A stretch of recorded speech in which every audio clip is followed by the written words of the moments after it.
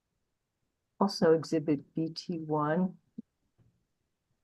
on page 164.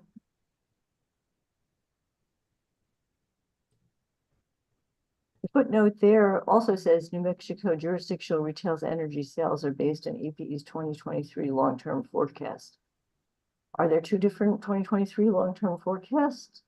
No, there is one long-term 2023 forecast, and it is consistent with what was filed in the IRP. In the IRP, did you say? Integrated Resource Plan. Sorry, I didn't catch that. Integrated Resource Plan. Yeah. I'm wondering how you have two sets of numbers footnoted as coming from the 2023 long-term forecast. And that is the reason for the errata in the previous in exhibit 7, because there was an error in putting together those numbers, and that was used in my initial testimony. So that error was corrected and reflected in exhibit 7. Do you know whether that error that you corrected has appeared in other EPE rate filings in the last several months? No. Well, let's move on then to, would you please turn to page 142 of your direct testimony? Yes. There.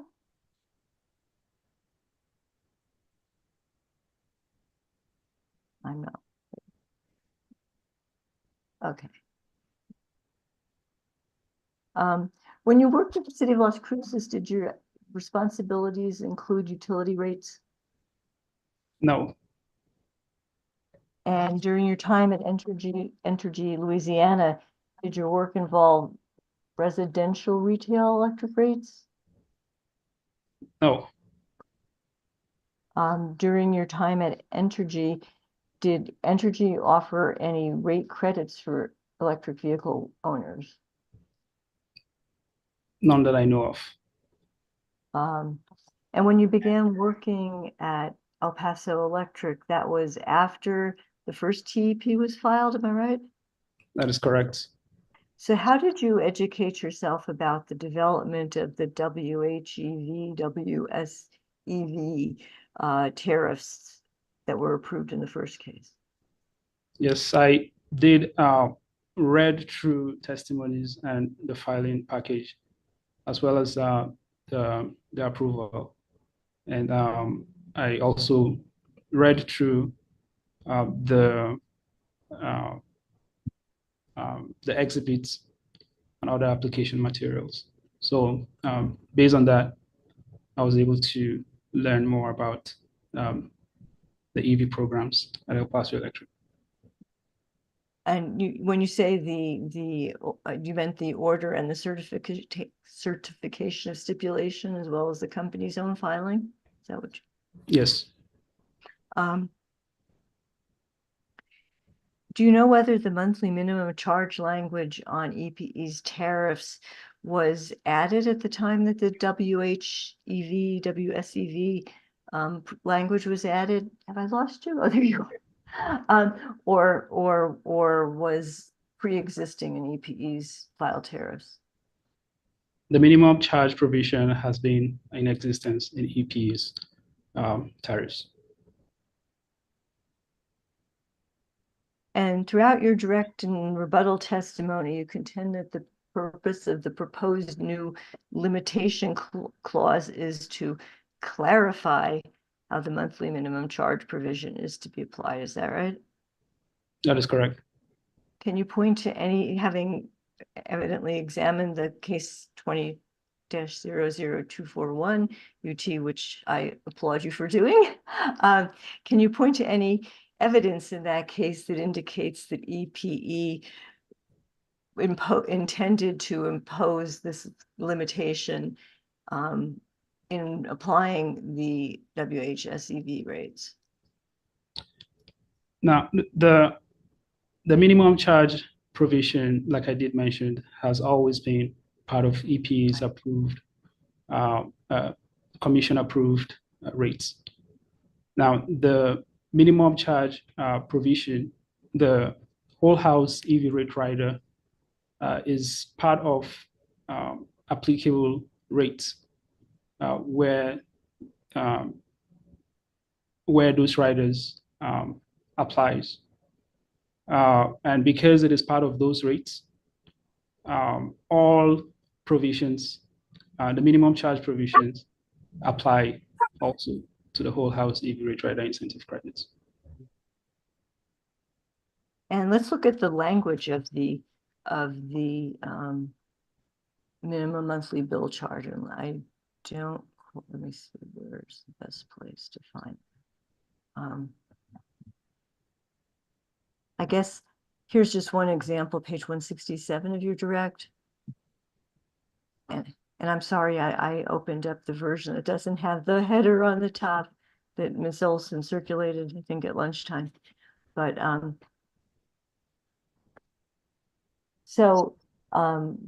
that language says monthly minimum charge, the customer charge, other applicable riders, and tax adjustment. I think you just testified that the WHEV, WSEV provisions are included amongst other applicable riders, correct? Yes, they are, except for purchase power and fuel. I'm sorry, that they are. The minimum charge provision applies to all riders except for purchase power and fuel. And the minimum monthly charge includes the customer charge, the other applicable riders, and the tax adjustment, correct? That is correct. So if the other applicable rider is a negative number, isn't the monthly minimum charge a sum of a positive number, $7? A bunch of riders, including one negative one, that is the WSEV or WHEV, and the tax adjustment, which representing the cities, we hope is always a positive number. Don't you sum them up, is what I'm asking. I'm not quite sure I understand your question, but for applicable rider, the applicable rider here is the AMS charge. So the customer charge, applicable rider, which is the AMS charge, and any tax adjustment, which is the federal tax. The AMS charge? I'm sorry. Advanced metering infrastructure. Yeah, but are you familiar with EPE's customer bills? Yes, I am. And there are a number of riders and items on those, correct? That is correct. And the federal tax credit, would you consider that a rider?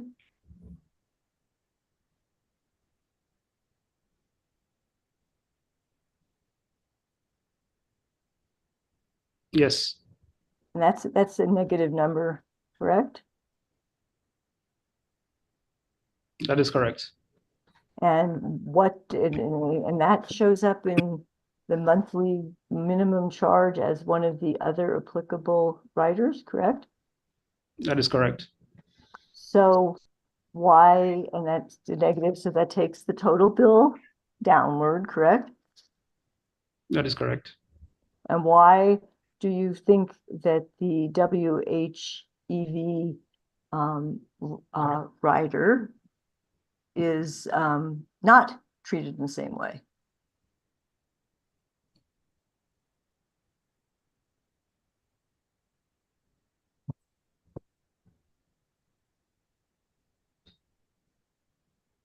The WHEV rider is treated the same way because it offsets, the rider amount offsets the energy charge incurred by the customer. But isn't the purpose of your proposal to not let that negative amount apply when calculating an actual bill? I'm not quite sure I understand your question. Could you please Yeah.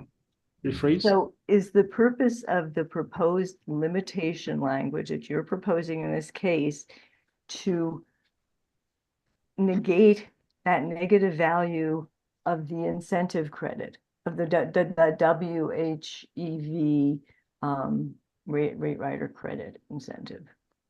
No, the purpose of adding the language is to clarify that the minimum charge provision that we have in our current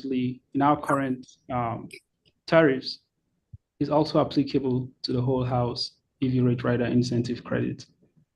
And that minimum charge provision ensures that EPA is able to recover its fixed non-consumption charges in order to ensure this provision of safe and reliable services to our customers.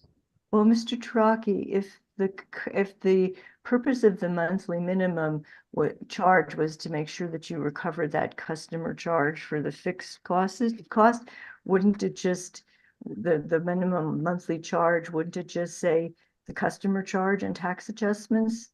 You've got that other applicable riders in there. I think. Yes, like I did mention, the applicable rider consists of the AMS charge, advanced metering service charge, and then also the federal tax credit that you alluded to, which offsets, which reduces that amount when you add those three lines together. And what about the turn down one more page here, 168?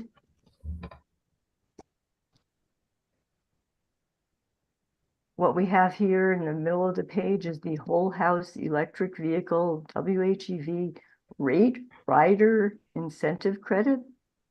Why is that not treated in the same way as an applicable rider in your mind? You're looking at page 168. 168. Of Just my the heading, just the title there for the WHEV.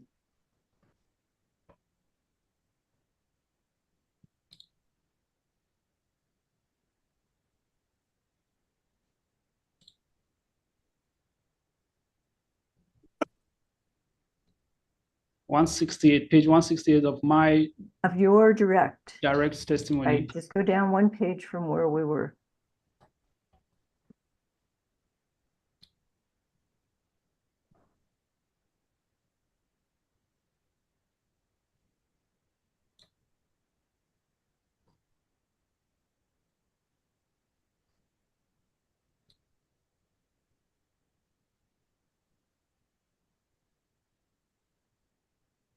It does say rate rider, doesn't it? I'm still looking for that page. Were you looking at the exhibit 6 or the? I'm looking at exhibit 6, yeah. 6 corrected or exhibit 6? I'm looking at exhibit 6, 168. As I said earlier, I apologize, I did not open the version that has the header. But it's the same content, I'm certain. It was just the header that was missing. It says rate number or whatever 1.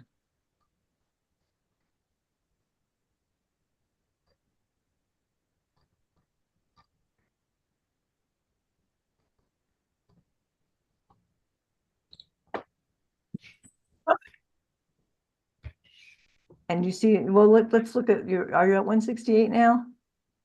Page 168. Of exhibit 6.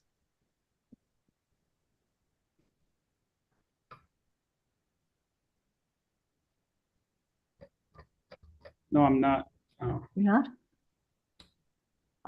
If it helps, on my screen, it looks like it's reading on the top toolbar, it's 29 of 55 of the PDF.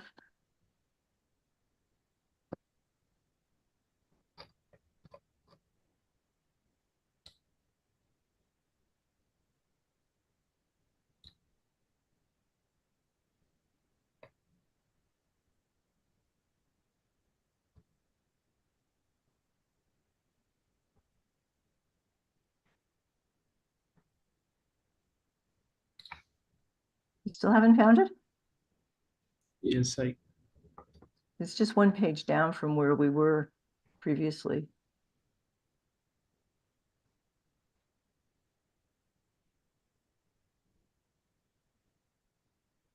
so I have question 17, page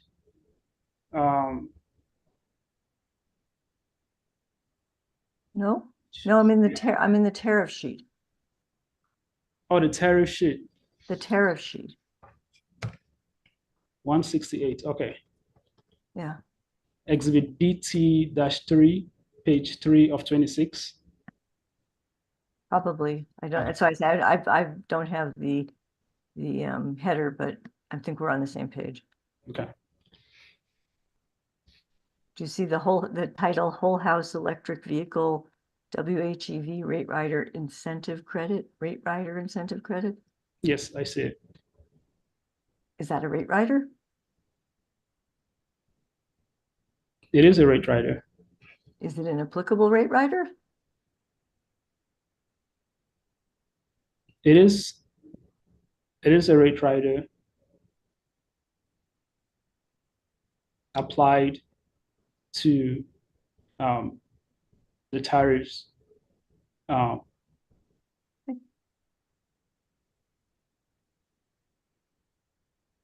Okay.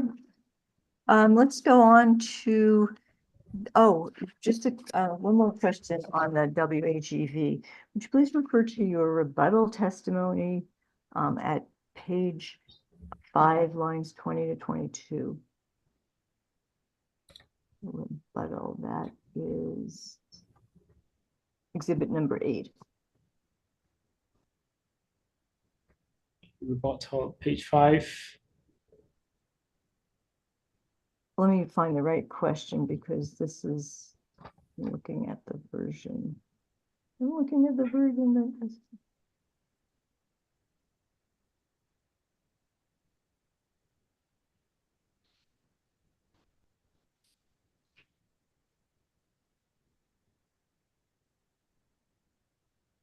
I'm looking at question number 13. Okay. You with me? I'm there. Okay. So the figures that you give there for the incentive credit amounts, are we talking here about a difference of a mere $2,559 that the company is seeking to withhold from WHEV and WSEV customers through adding this language? Yes, that is the 2,559 is the amount that EPE compiled that resulted from the implementation of the minimum charge provision. Some customers were affected, and based on our analysis from March 2023 to the end of November 2023, it added up to 2,559. And if the company believed that was such a significant amount, was there anything that constrained the company from recalculating the levels of the individual WSEV and WHEV credits in this case? And could they have lowered the credit? Was there anything that stopped the company from lowering the credit if they felt it was unfair or not representative of its costs? EPE is not seeking to lower the credits, but what we're doing is that we're trying to ensure that even though we want to continue providing credit to our customers, we should also be able to recover certain fixed non-consumption charges in order to ensure the delivery of safe and reliable services to our customers. And Mr. Taraki, you've been well educated. You have a master's from the Public Utilities Program at NMSU, correct? That is correct.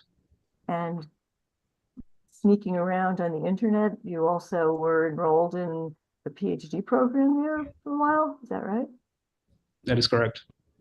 So you have a lot of, you really haven't testified. Oh, I should congratulate you. This is your first testimony. Congratulations. Even though you haven't testified before, you've been dealing with rate-making policy for quite a few years now. Can you tell me whether there's any policy that you know of that guarantees utilities that they will recover every penny that they would like, rather than actually changing their rates when they don't think that the rates are correct?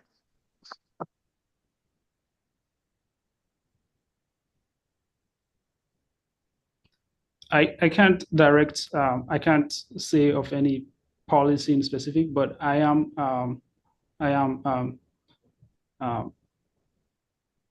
based on my experience and my knowledge, utility companies need to be able to recover their fixed costs, their basic fixed cost, in order to ensure that they continue providing safe and reliable services. Do you have any knowledge that EPE is losing money on providing service to New Mexico? Its overall rates? None that I know of. Let's move on to the demand adjustment rider provision. Do you have a copy of Ms. LaRocque's testimony? It's City Exhibit number 1. We're going to mostly talk about your rebuttal. Can you pull that up? Yes, I do. Give me a second, because I closed it.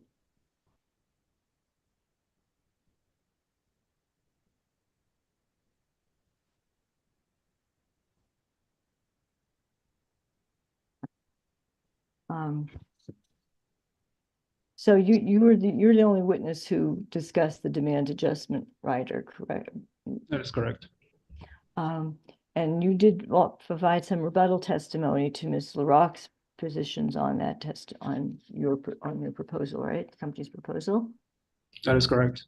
And if you look at her testimony at page 55, that's the old-fashioned 55 on the bottom of the page.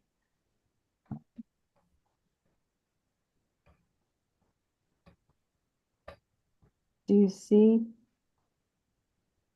Yes. That one of her criticisms is that EPE does not include any costs associated with the DAR or other rate design components in its TEP budget. And then the next question, EPE does not offer any estimates of the cost to its system to reduce demand charges for electric vehicle charging stations. Mr. Taraki, in designing the demand adjustment rider, did you make any calculations of the impact of the proposed? I understand how you got to it to match the, to levelize the cost of the customer, but I'm wondering whether that you did any estimates of the cost, the lost revenues to the company. In designing the DA rider, EPE did not conduct any analysis to estimate the cost impact, and EPE believes that the cost, given the 15% load factor, it balances the need to encourage transportation electrification in New Mexico service territory. I understand. Also that- having minimal impact on our system. So if you would turn to Ms. LaRocque's testimony on page 56.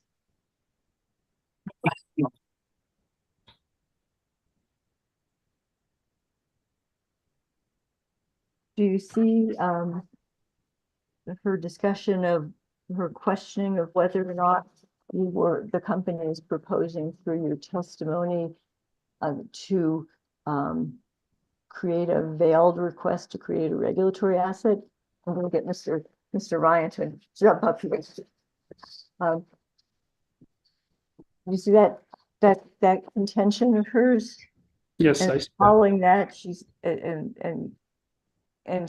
that it says that if the company is concerned about the potential cost of exposure of offering demand charge discounts, it should seriously and quantitatively estimate those risks. In your rebuttal testimony, you did not take up that invitation and seriously and quantitatively estimate the risks, did you? Like I said, EP does not anticipate any significant impact on our non-participating customer through the implementation of the DA rider.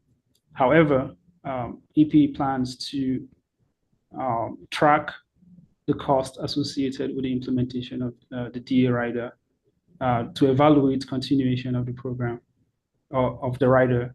And if the cost is significant enough, we will come back to the commission. But we are not, EP is not requesting any regulatory assets for the DA rider. Are you familiar with the PRC case to which Mr. Ryan, hearing examiner, alluded earlier about the hearing examiner Ashley Schonauer wrote that discussed 4 different types of regulatory assets in New Mexico? No, I am not familiar. So what is your understanding of from your education and your experience in other jurisdictions, what is your understanding of a regulatory asset? A regulatory asset is an asset that a commission approves for future recovery. And are you familiar with the term accounting order? No, I'm not. Well, then I'll leave it at that. Would you turn to Ms. LaRocque's testimony at page 57, line 14? And you see she reaches the conclusion that the DAR would provide very large subsidies to public DCFC stations in addition to the generous rebates or credits under the various other programs. You did not rebut that contention, her testimony that the DAR would provide very large subsidies, did you? The DA rider would provide subsidies to public DCFC charging stations in our New Mexico service territory.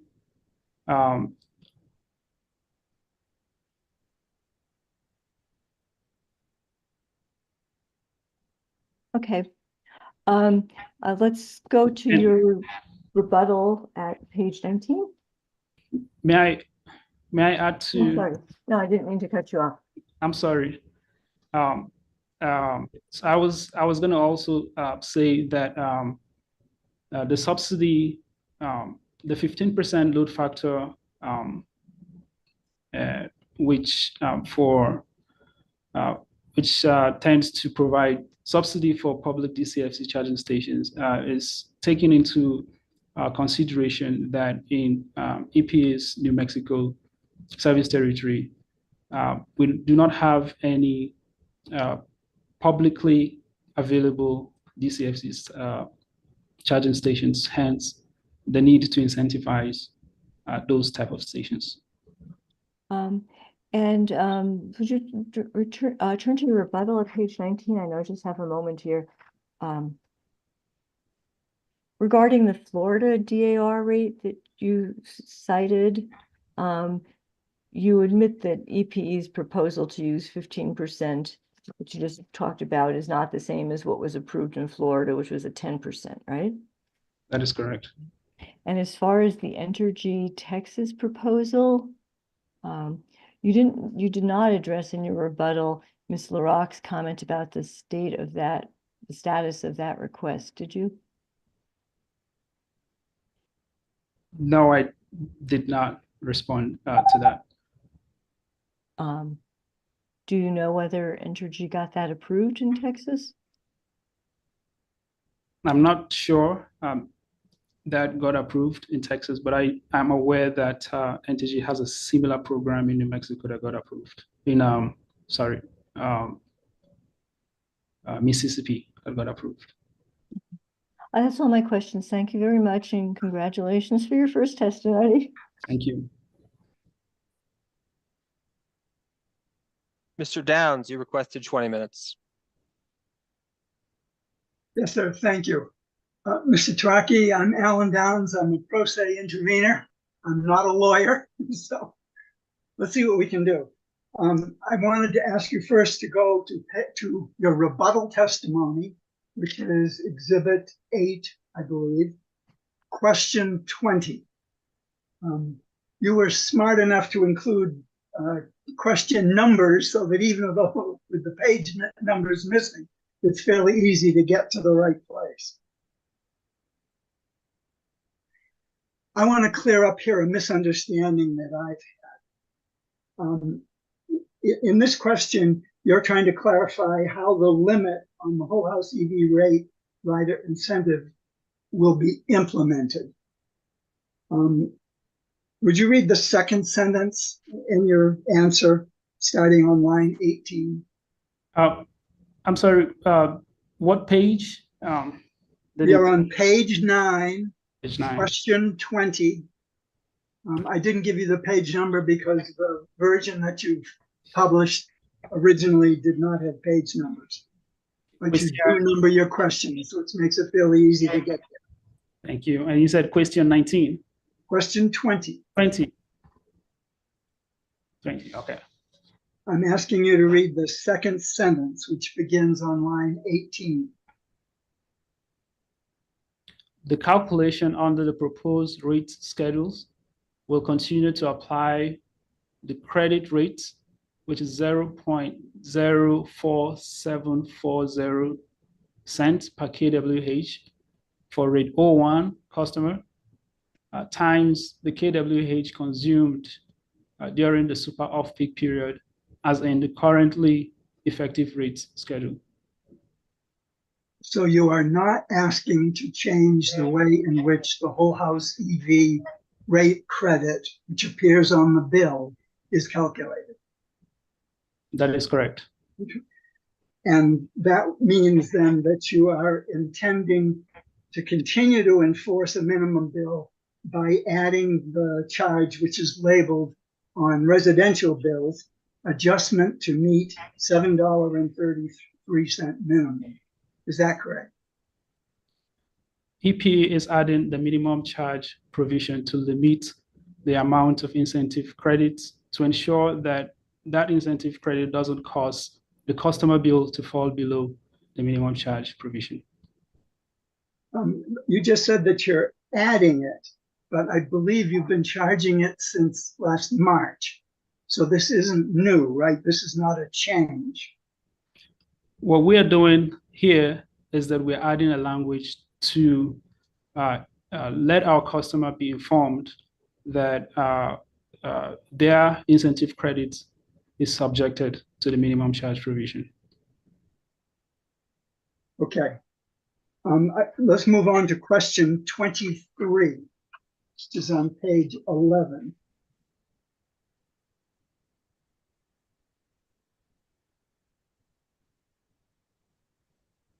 And here you're arguing that the elements of the monthly minimum charge do constitute not just a minimum charge, but a minimum bill. Is that correct? That is correct. And you state that, well, reading the second sentence, Mr. Downs testifies that EPE currently has a right to a monthly minimum charge, but not a minimum monthly bill. And a couple sentences later on, you say this is a ridiculous statement because these components would be included on every bill without the existence of the monthly minimum charge provision. And then you go on to say that provision therefore exists for a greater purpose than to just list the components that are there. The greatest purpose, I testified earlier, is to specify the lowest possible charges that will be rendered for electric service. So again, you're claiming a minimum bill. Is that correct? That is correct. Okay. So now I want to go on and discuss the components of that minimum bill. So I want to go to BT3, which is what Ms. Stevens had you on a little while ago, page 167 of your, is that your rebuttal testimony? I believe it is. BT3. That would be direct.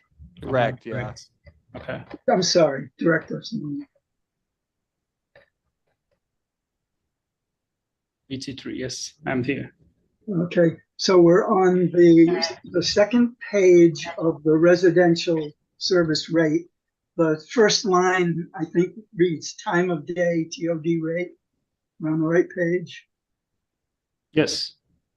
If you go down about the middle of the page, bolded and underlined, monthly minimum charge. And would you read what the monthly minimum charge consists of? The monthly minimum charge consists of the customer charge, other applicable riders, and tax adjustments. Okay. And I don't think there's any question about customer charge, so I won't even discuss that. But go down two more headings toward the bottom of the page, other applicable riders. Would Yes. you read the definition of other applicable riders? All service taken under the rate schedule is subject to the provision of other company riders that may apply to this rate schedule and shall be billed pursuant to the provisions of those riders. Okay, and I believe that Ms. Stevens established with you on the very next page, in the middle of the page, there is again a bolded and underlined heading which reads whole house electric vehicle WHEV rate rider incentive credit. I see. Which would certainly indicate that that WHEV is a rate rider. The WHEV is a rate rider that goes with the rate schedule itself. But you don't consider it to be covered under the other applicable riders in the monthly minimum charge. Is that correct?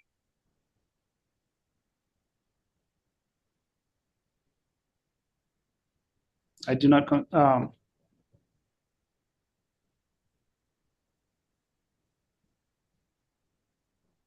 yes, it is not considered.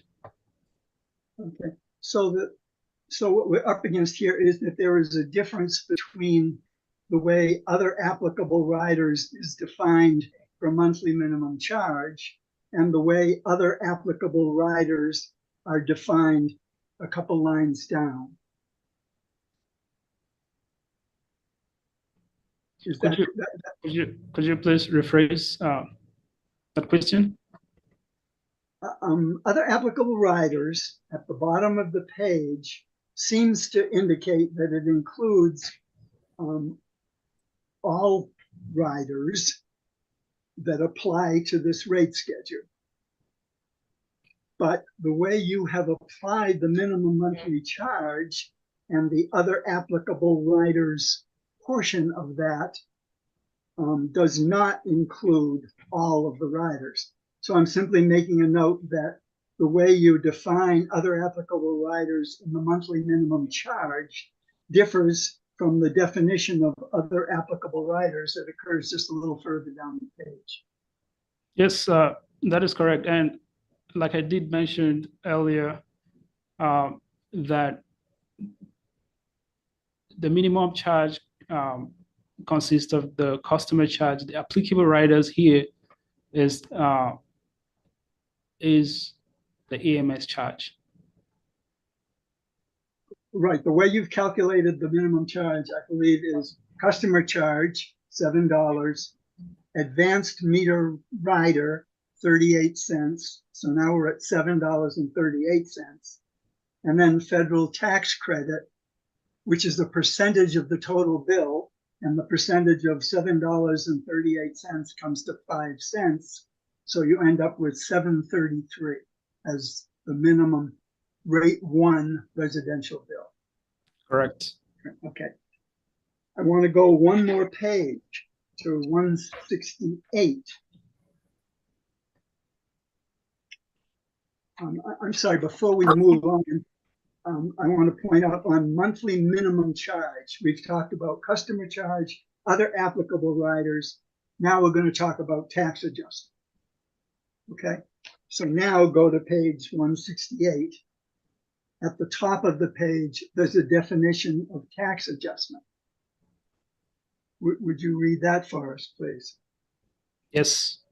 Billing under this rate schedule may be increased by an amount equal to the sum of taxes payable under the gross receipts excuse me, and compensating tax act, and of all other taxes, fees, or charges, in parentheses, exclusive of ad valorem state and federal income taxes, payable by the utility and levied or assessed by any government authority on the public utility service rendered, or on the right or privilege of rendering the service, or on any object or event incidental to the rendition of the service.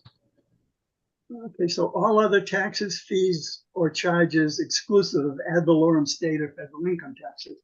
So on the bill, there is a franchise fee. Would that fit under the definition of tax adjustment? It is a fee, other taxes, fees, or charges.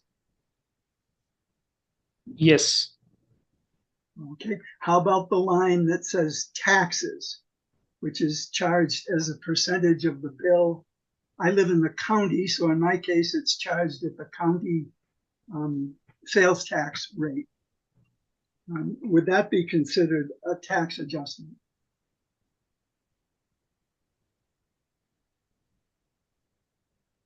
That will be considered a tax adjustment. Okay, so again, we're reaching the conclusion that tax adjustment, as it's defined as part of the monthly minimum charge, is different from tax adjustment as it's defined on page 3 of rate 1. Is that correct?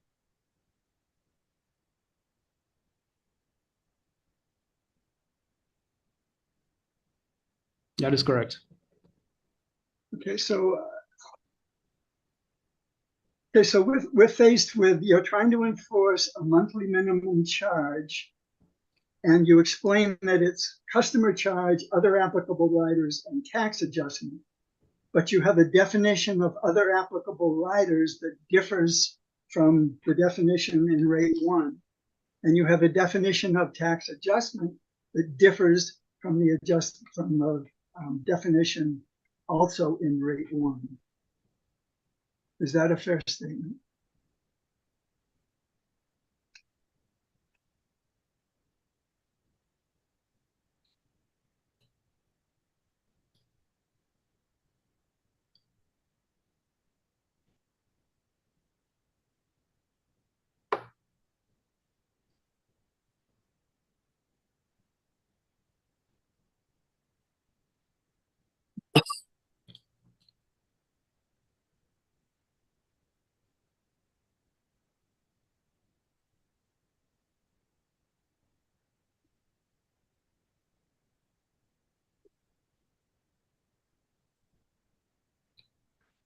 I think it's a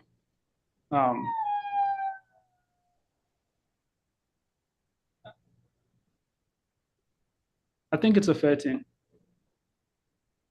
Thanks. Okay, I want to move on now to question 9, your rebuttal testimony, question 9, which is on page 3.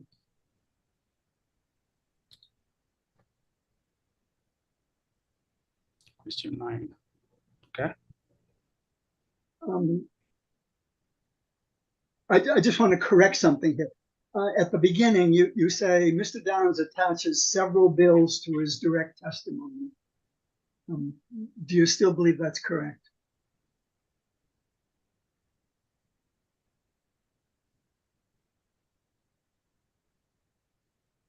I think you may have been confusing my direct testimony in this case with my formal complaint.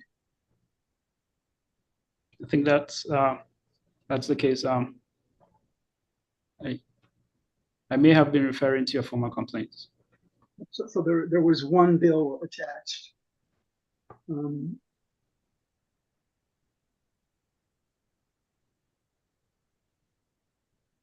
And let's see.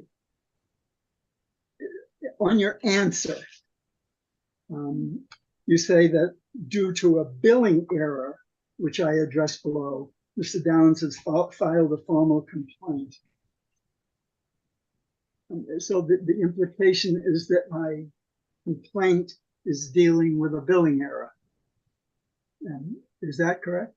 Is that the implication you intended to make? The complaint assisted EP in when we were reviewing your complaint in order to provide response to you. We gained knowledge that when the whole house EV rate rider incentive credit went into effect, EP did not configured its billing system to ensure that the minimum charge provision applies to the whole house EV rate rider incentive credit. So that complaint assisted EP in rectifying that issue. Okay. I'd like to go to my exhibit 2, which is my formal complaint. So this would be Downs exhibit 2. Mr. Hearing Examiner, given that Mr. Downs nor Mr. Taraki are attorneys, I just want to be careful because this complaint is a pending action before the commission. And so I want to make sure that we don't get into the merits of that complaint or the allegations in there, which are pending before the commission in a separate proceeding. Yeah, so Mr. Downs, do you, I mean, to the extent to which you're hoping to establish background here about whatever it is you're trying to establish in this TEP case, I mean, the document here that you've provided should be limited for that purposes only, or for that purpose only. Okay, what I'm trying to establish is that I believe he is claiming here that my complaint is about an El Paso Electric billing error.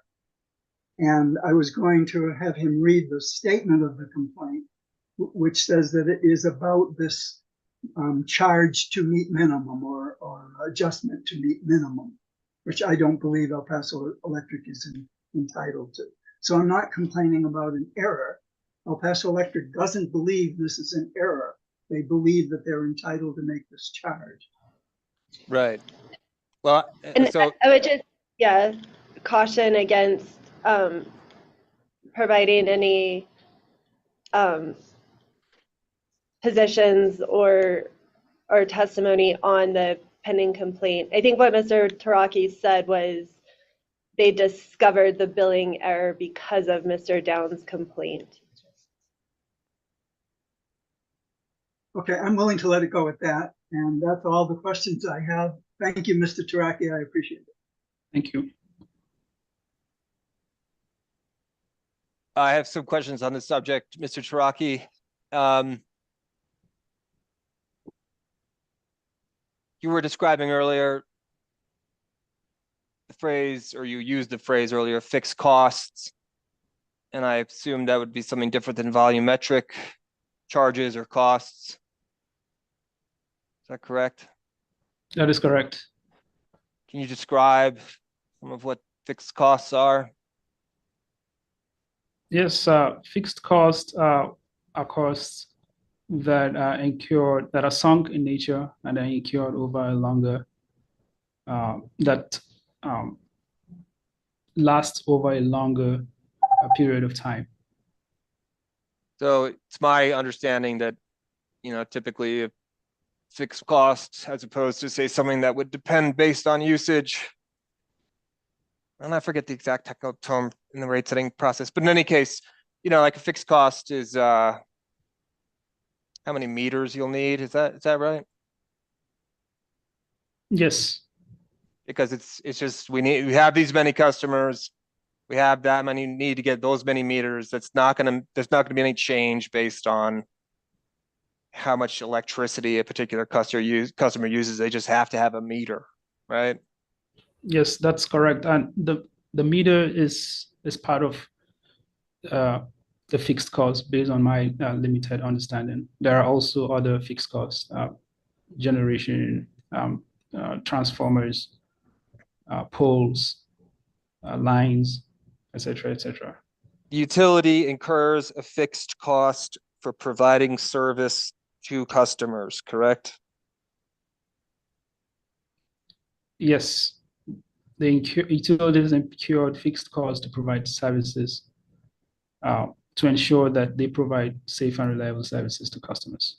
And all that's fixed costs are things like, distribution system stuff, for lack of a better word.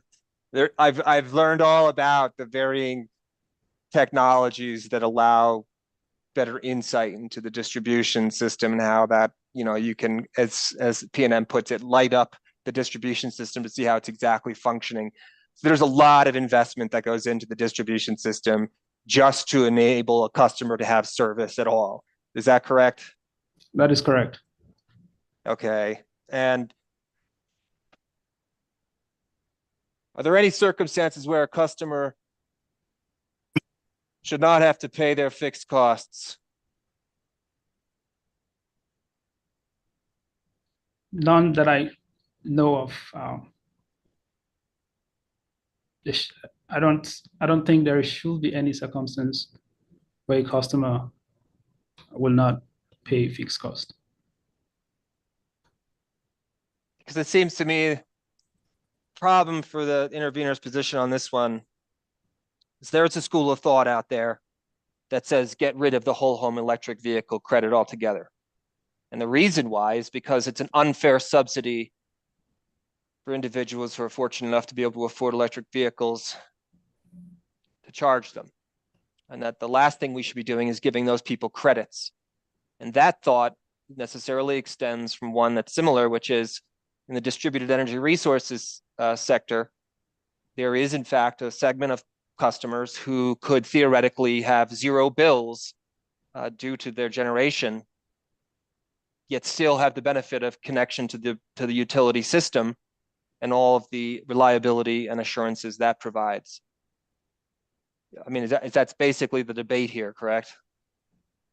Yes, that's correct. Now, I would, yeah, I won't say anything more on that one, but I guess do you think, Mr. Taraki, that the whole home electric vehicle credit is an unfair subsidy that should be eliminated?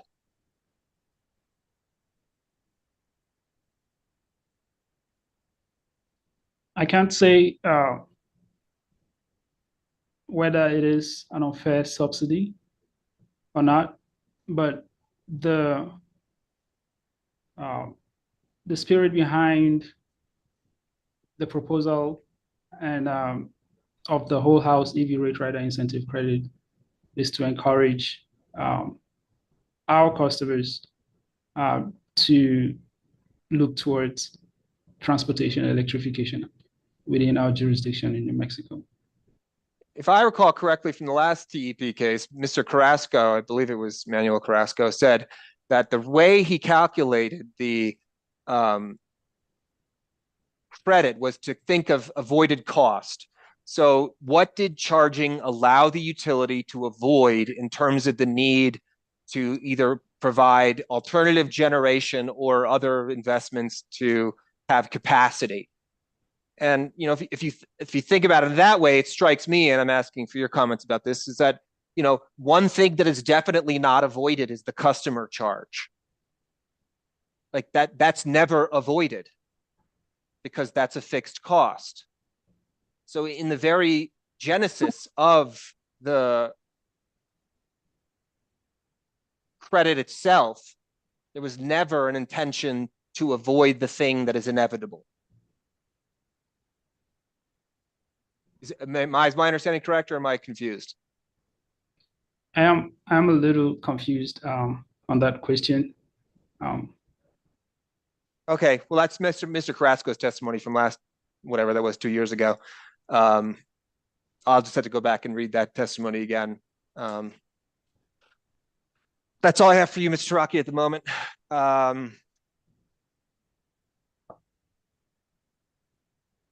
Staff, Mr. Black, you requested 7 minutes. Thank you, Mr. Hearing Examiner. Staff thanks Mr. Brian Taraki and welcomes him into the fold of utility regulation. And with that, the questions we had have been asked and answered. So thank you. Okay, and then Ms. Olson, would you care to do any redirect on Mr. Taraki? No, I'm going to join Mr. Black in making every effort we can to move this as quickly as possible, and I have no redirect. Great. So here's what I want to do. Let's just stop now because we're coming back tomorrow anyway. And whether we recognize this or not, our court reporter does a lot of work during these proceedings. Is there any? Yeah, Ms. Stevens. Ms. LaRock, when we arranged this whole change, she was one of the people who was not going to be available, and she's just Tomorrow? given up a whole day, and I've been promising her all along she's going to get on today. I think the company has a half hour for her. Maybe Ms. Olson can speed it up, but that was the only party that had questions for her. No, that's fine. If that's the case and we have a witness who has to go today, then yeah. Then my intention. Yeah, I very much That's fine. appreciate it, and she'll never testify for me again if we don't do this. All right. Thank you all. Can we not do it today? Carrie, no. All right. So, yeah, Mr. Taraki, you're excused, sir. I thank you for your appearance today. Thank you. And EPE, you have no further witnesses, correct? That's correct. Great. So then we would move to intervener presentation of evidence, and that would begin with Ms. LaRock in the city of Las Cruces. And Ms. Olson, you have requested 30 minutes with Ms. LaRock. Do you think you will actually require the full 30, or do you? Can't say, I don't know, whatever you're. I guess I have some concerns with certain pieces of Ms. LaRock's testimony that I would move to strike, and depending on the hearing examiner's ruling on those, I will have more or less cross-examination. All right. Well, let's just Wasn't there a deadline for motion and eliminate? believe in the procedural. I'd have to go look. I don't know, to be honest with you. Yeah, this isn't motion and eliminate. This is striking pieces of the testimony. Well, let's start with that then, since before we have Ms. LaRock come on and You say. want to bring Ms. LaRock on? Well, Okay. I mean, we can have her come and swear her in, and then. I guess she's either going to be watching on. She asked me a few minutes ago, "Is it time to?"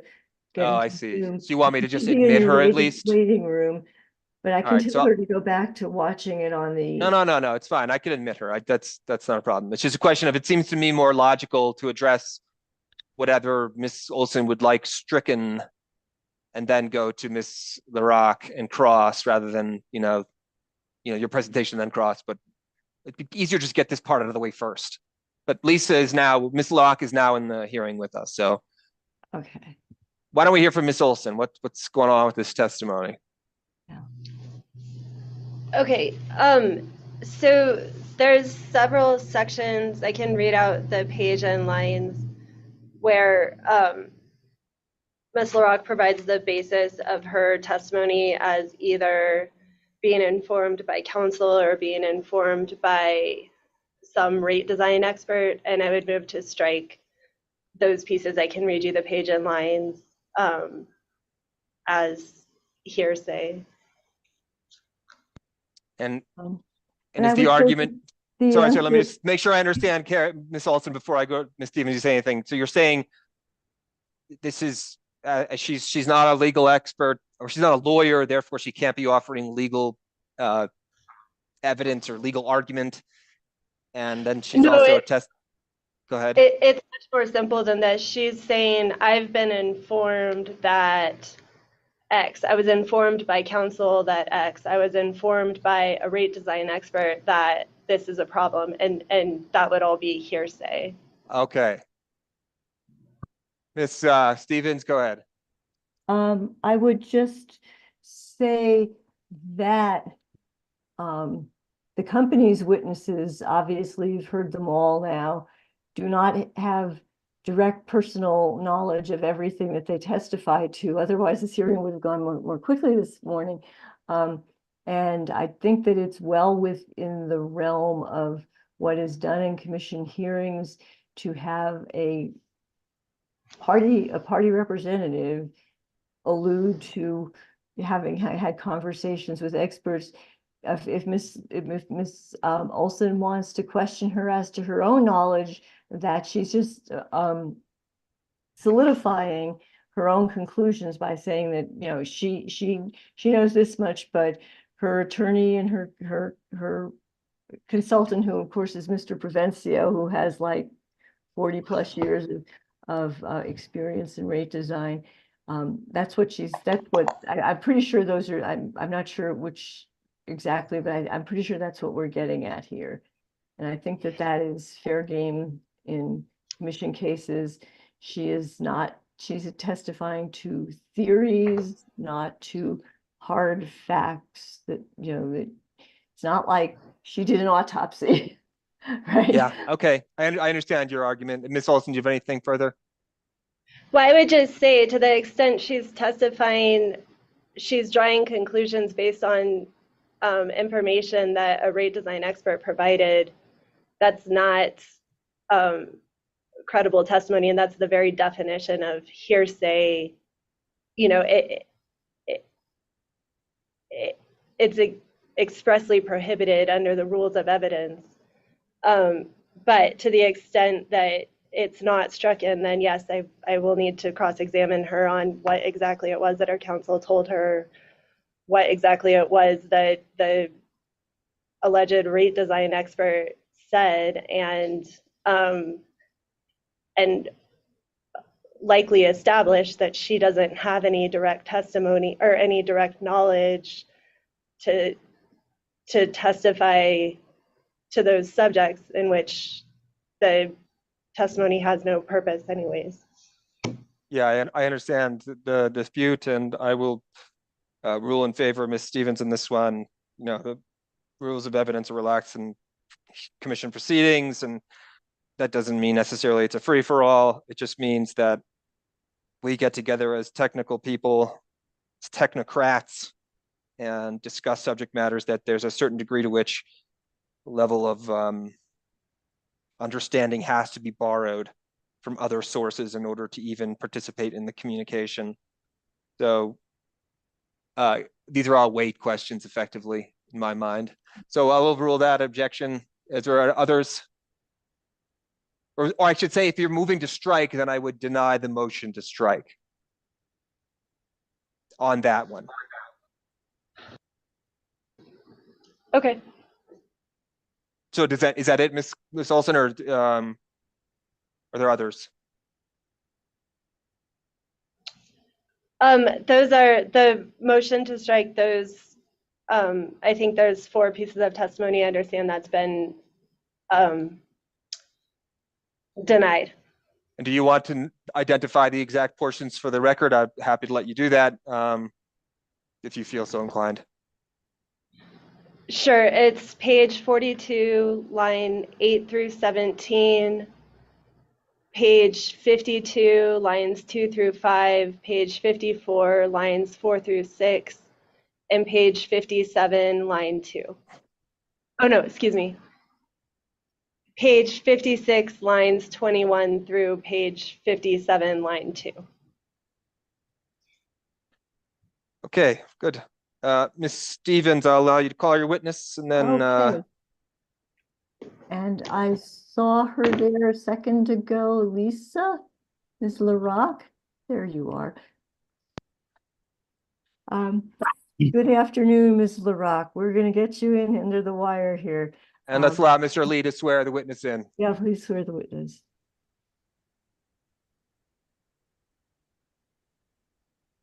Would you please raise your right hand? You solemnly swear the testimony you're about to give in the matter now pending should be the truth, the whole truth, and nothing but the truth?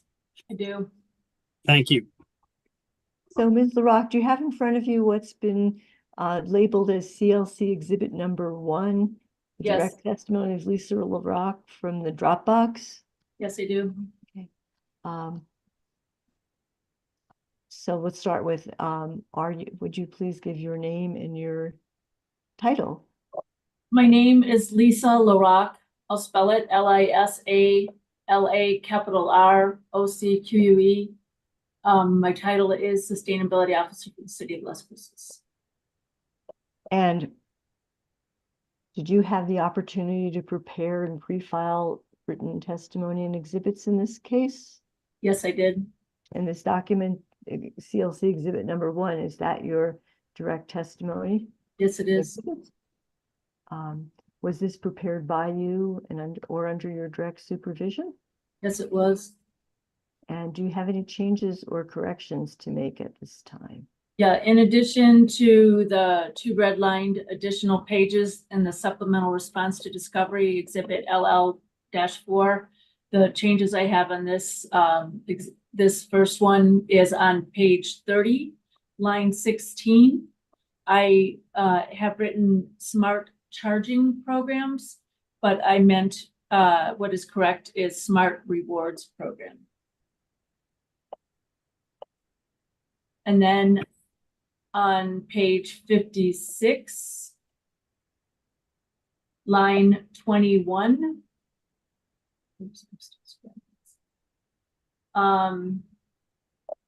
I have, as mentioned in section Roman numeral 9, and it should be Roman numeral 8.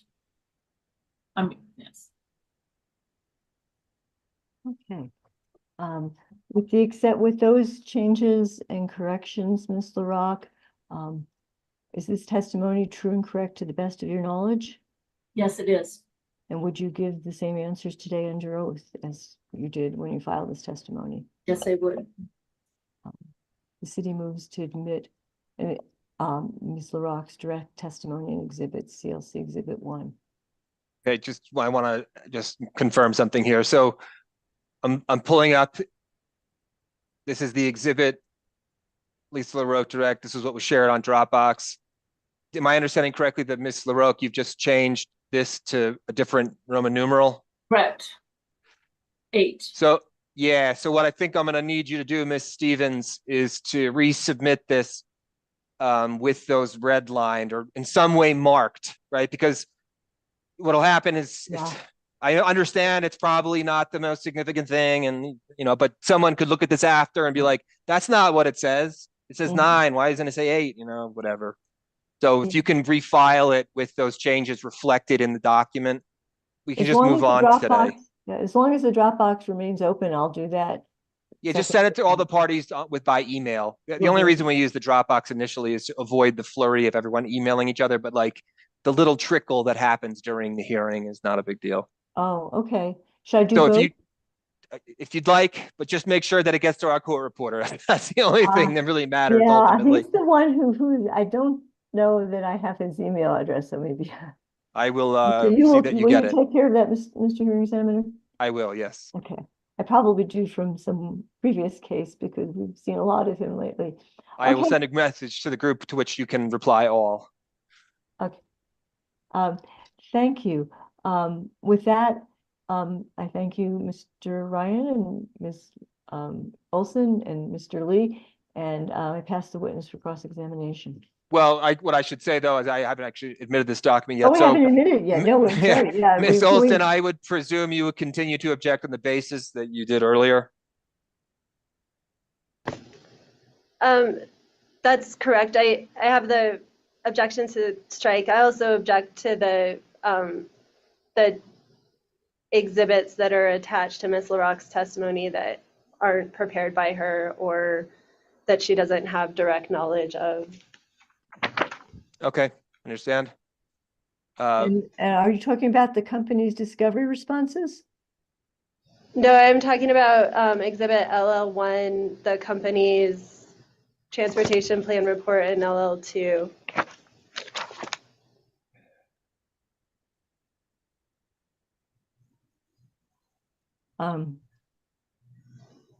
Mr.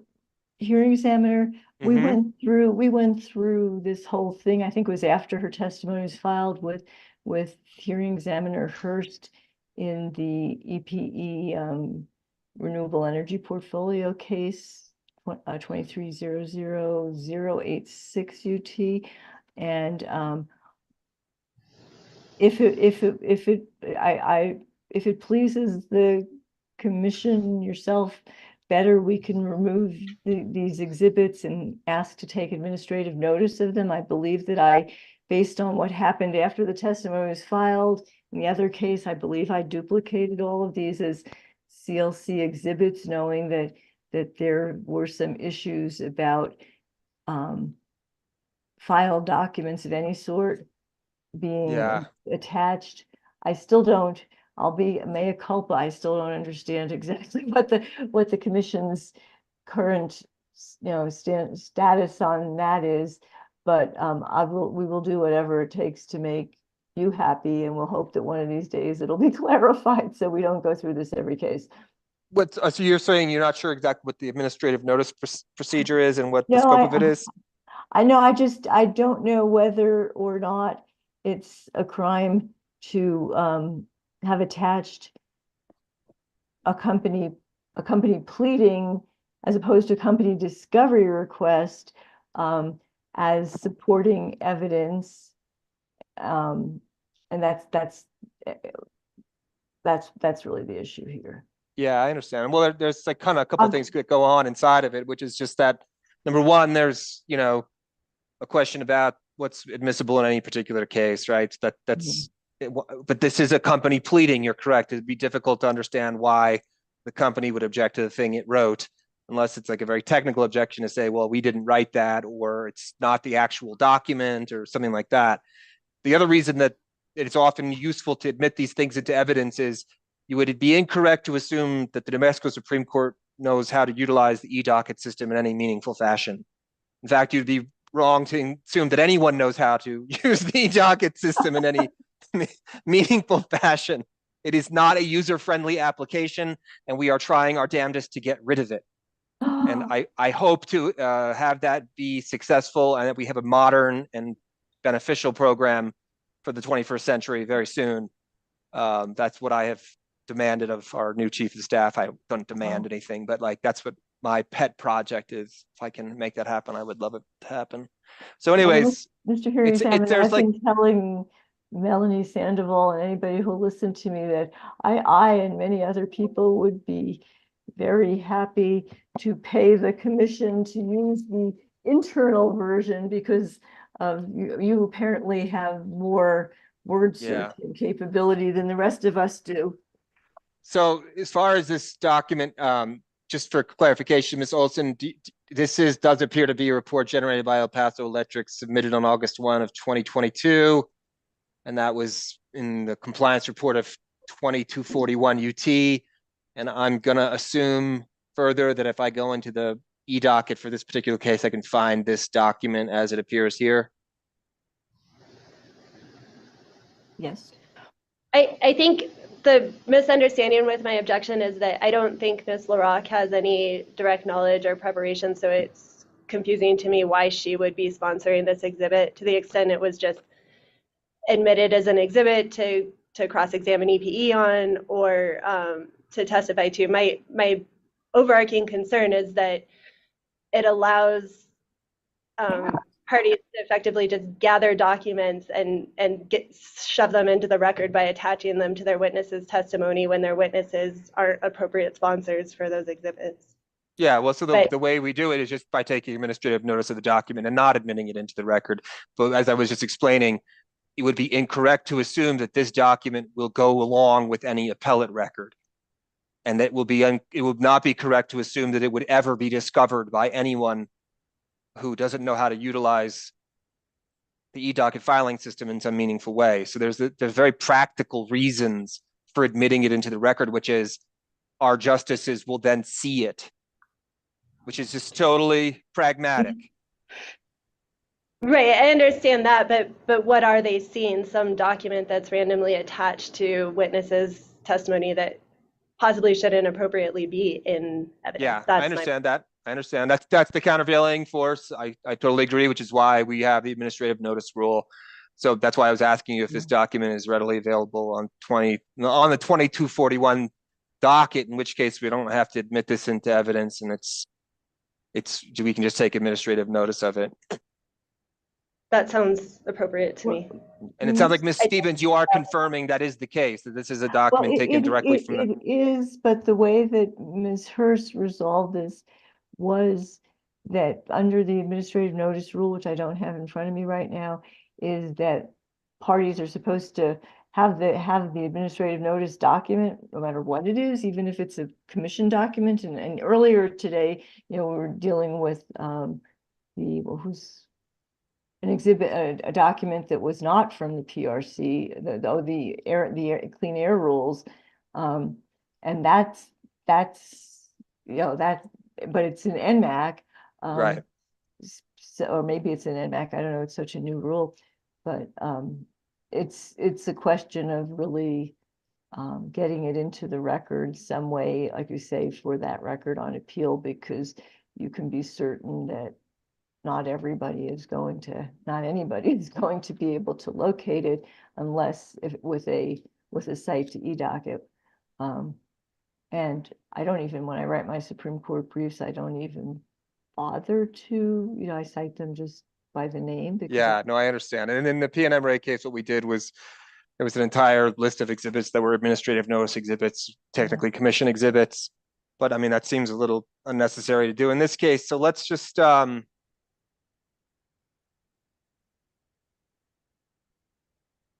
compromise position, I agree with you. There should be a much clearer policy on all of this. And I wish there were, and I wish I had all the answers, but I don't. So I agree with Ms. Olson, of course, that this is not a document for which Ms. LaRock has direct knowledge that she could testify as, her offering it as an exhibit to her testimony. But certainly this is also going to be relevant to her testimony because she's probably going to, I know she does talk about reporting and how successful the program's been and varying metrics. So why don't we just is there a way to divide this out of the document?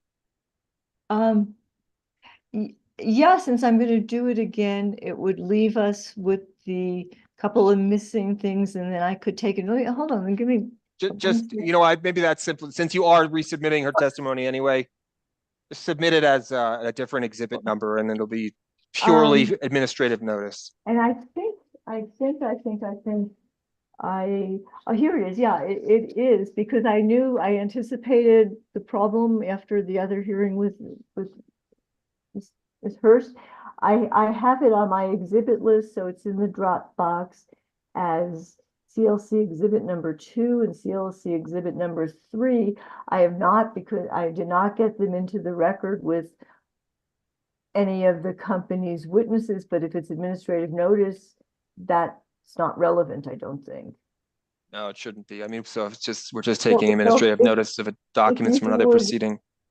If it would work better for you, I can pull them on the refiled or recirculated version. No, let's just do this. Miss Olson, do you have any objection to me taking administrative notice of CLC exhibit number 2 or CLC exhibit number 3?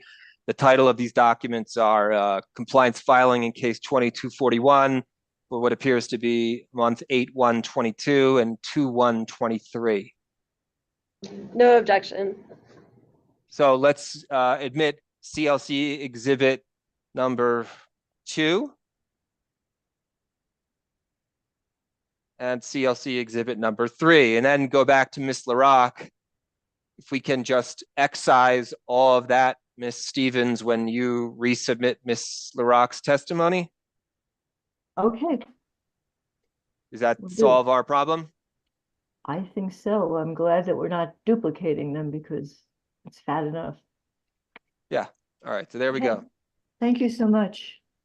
Thank you, and I'm sorry there's confusion around that. The confusion exists not because we're all just running around hitting our heads with hammers over here.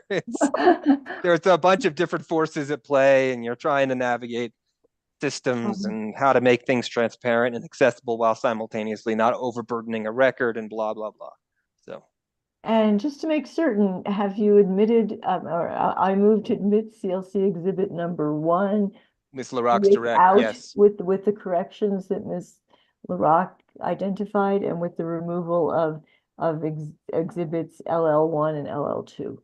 Ms. Olson identified 2 objections. One was I won't go over them again, but there were no further objections, Ms. Olson. No. And I heard no other objections from any other party, so unless someone interjects now, CLC exhibit 1 is admitted. Thank you very much. And Yep.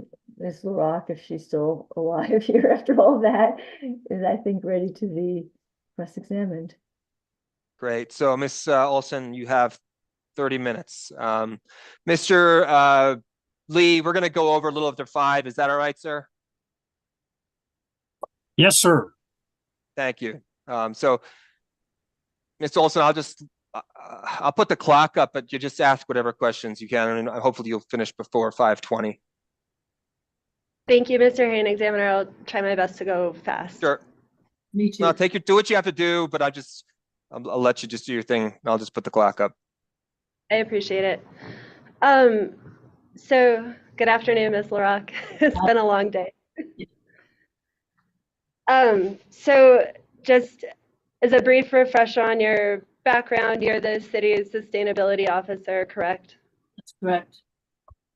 And the city's sustainability office is completely separate from the Las Cruces utility, is that correct? We all work together. We have different divisions. Okay, so it's a separate division. Yes. And the city of Las Cruces utility is responsible for revenue forecasts, is that correct? Yes. And for rate class cost allocation Yes. and for rate design. Yes. And you've never worked in the Las Cruces utility, is that correct? That division?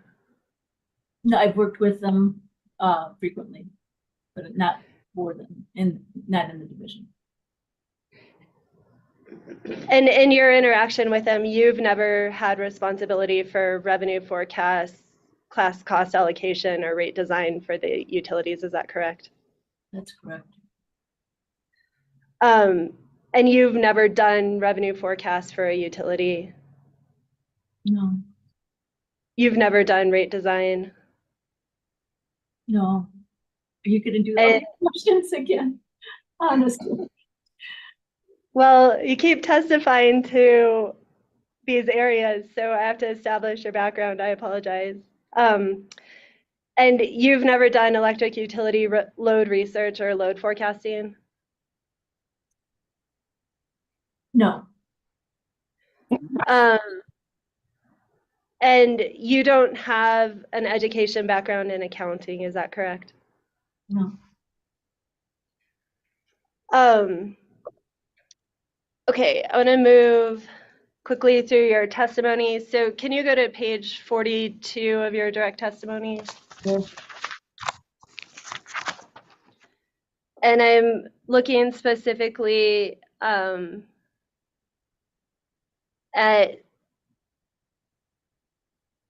let's see here. So this testimony is in response to EPE's proposed Take Charge New Mexico program. And you talk about that your regulatory counsel has advised you on a Texas proceeding by Entergy Texas. Is that correct? Yes. Is your understanding of that pending case based solely on information provided by your attorney? Primarily, yes, but not so. Have you read the pleadings from that proceeding? No, I have not. And in that testimony, you talk about recent Texas legislation on electric utilities' involvement in providing electric vehicle charging. Do you know what that Texas legislation is?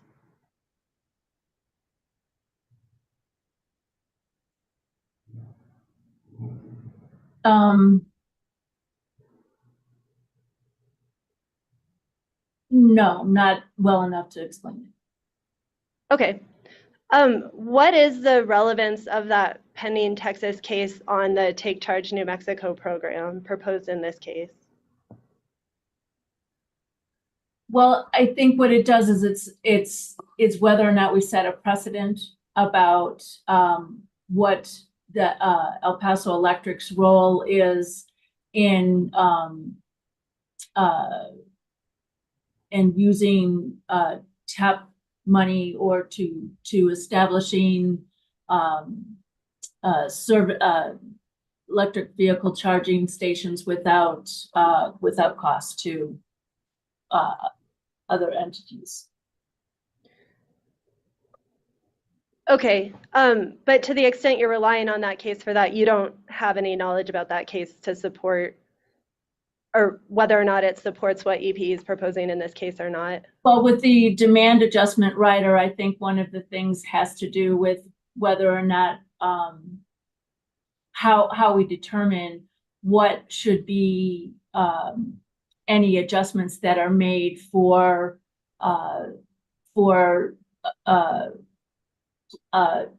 facilities that have demand charges.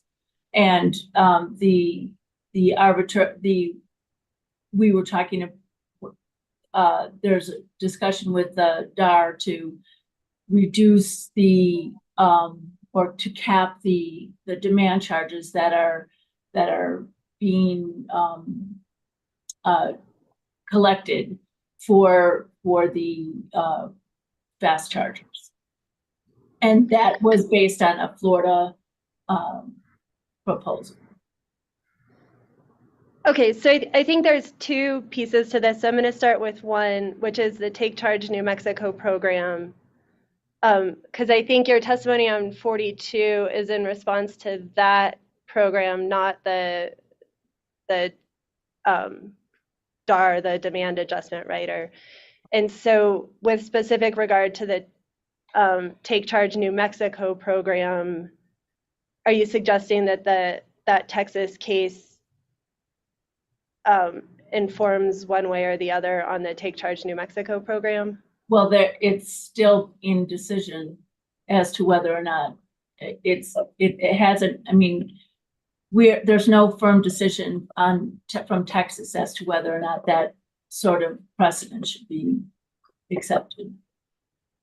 And when I asked you about the precedent, I heard you talk about the demand adjustment rider, but what is the precedent you're referring to with respect to the Take Charge New Mexico program? With the Take Charge, whether or not with the Take Charge New Mexico, it has to do with a policy decision about what the role is of utility to be able to foster having infrastructure around. I mean, one of the big problems that we have in the city is that we had the opportunity to be able to have more public chargers, but we opted out not to do it because we only are using 3% of the capacity that's needed or that's possible for those chargers. And so not to mention, it's a lot of work to put them in.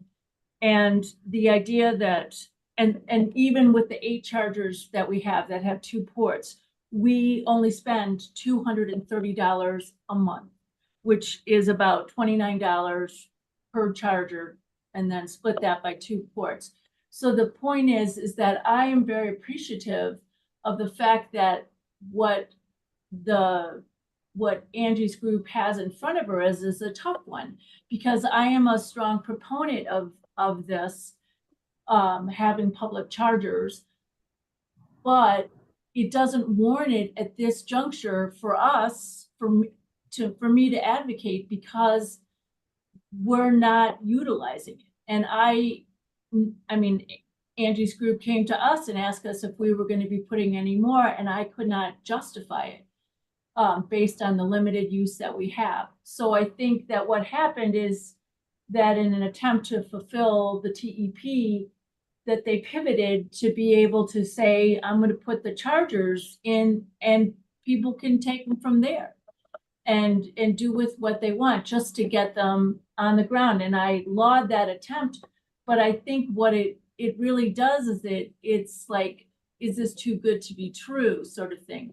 And one of the ways where it's like not too good, I mean, where it is too good to be true, had we gotten more, is that 50% of the cost that I incurred by putting in those 8 chargers is O&M. So like that's going to be on me, and if not me, but the city. So like, yeah, there's some give and take in that, but the real issue is what's the long-term implications of us owning them, and what is the relationship going to be with EPE in the future, because it is a longstanding piece of infrastructure that should be there at least 10 years or more. Okay, were you listening to Ms. Rodriguez's testimony today? Mm-hmm. And you heard her clarify, I think it's in her rebuttal, that EPE will not have ownership of the charging stations put in under this program. Is that clarified to you at this point? Yes, and but she did say that O&M is covered by the infrastructure owner, which is a big expense. Sure. And then I think I heard you say that the City of Las Cruces public charging stations are underutilized. Is that what you're saying? And do you have any direct knowledge of whether there's any demand for charging stations at multi-unit dwellings, which is also covered by this program? No, I have a record of the public chargers that I've installed. Okay, and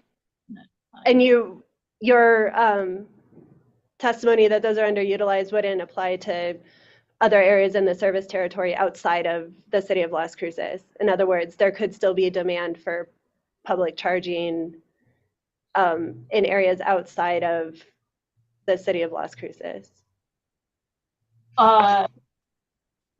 You know, all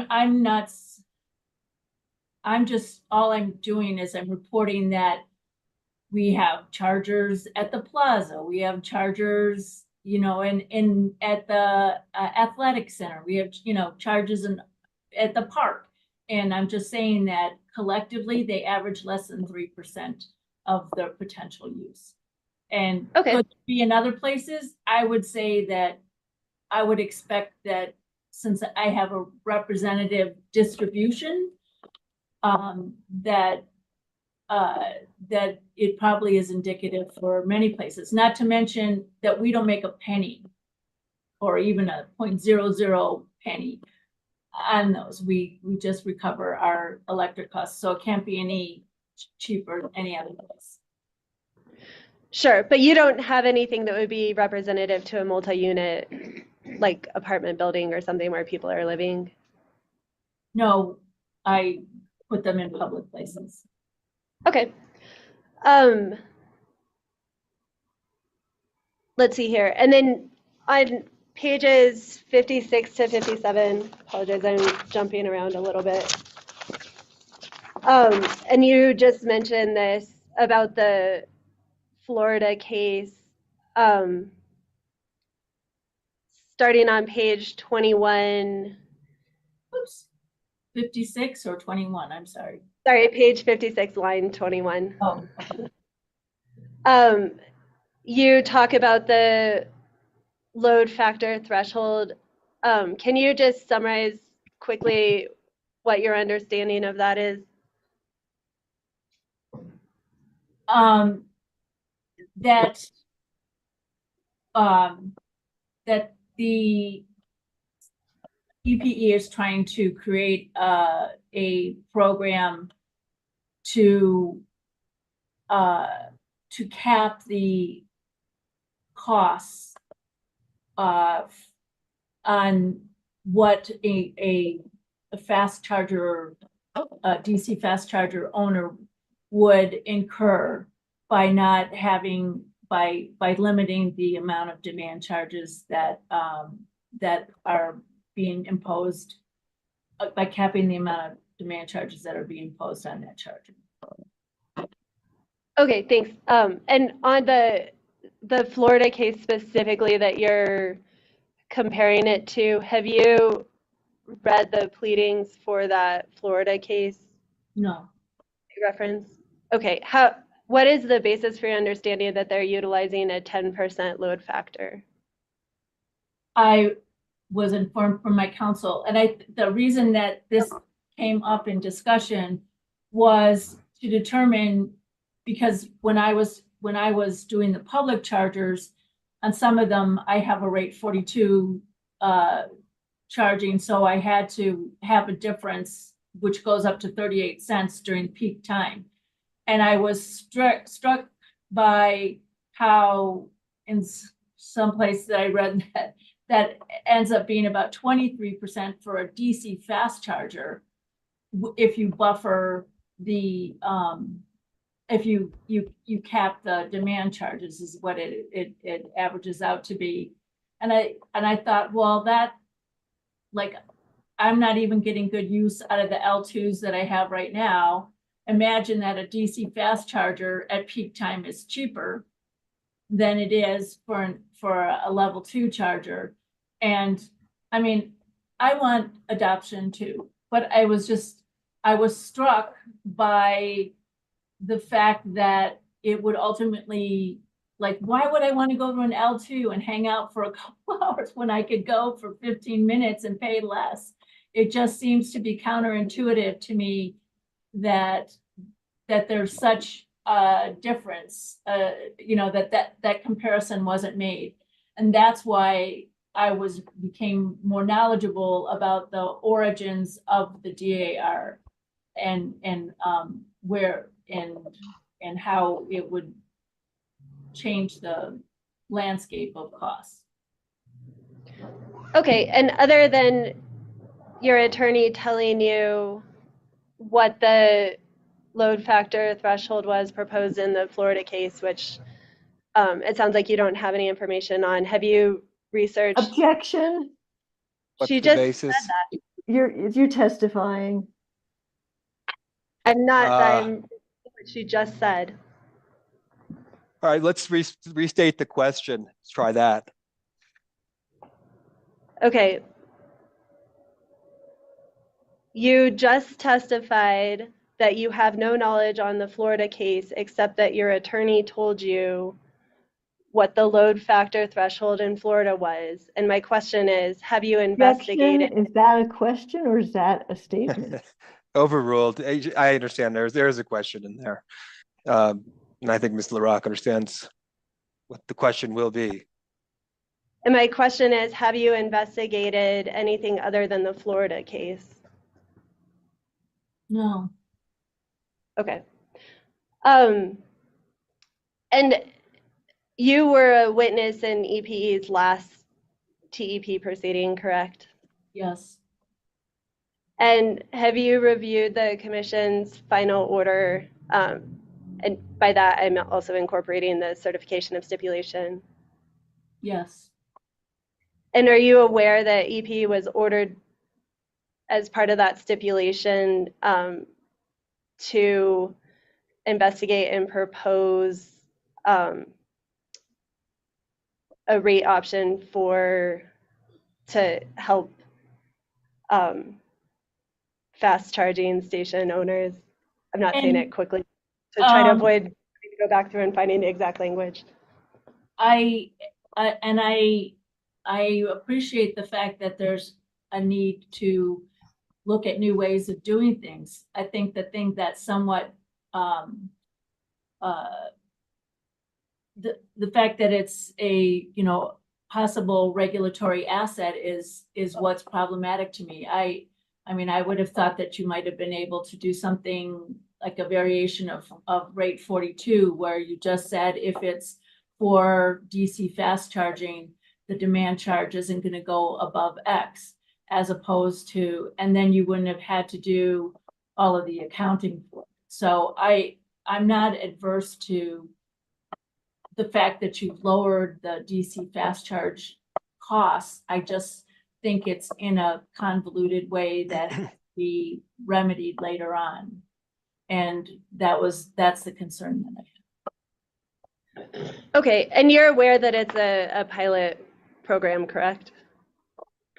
I understand that it's a pilot program, and I mean, I understand that pilot programs are necessary, but sometimes that's not necessarily, it gets confusing to the ratepayer when you start and stop different programs. So I just, Okay. I'm also an advocate of getting this adopted as well. I'm gonna change course to page 53 of your direct testimony.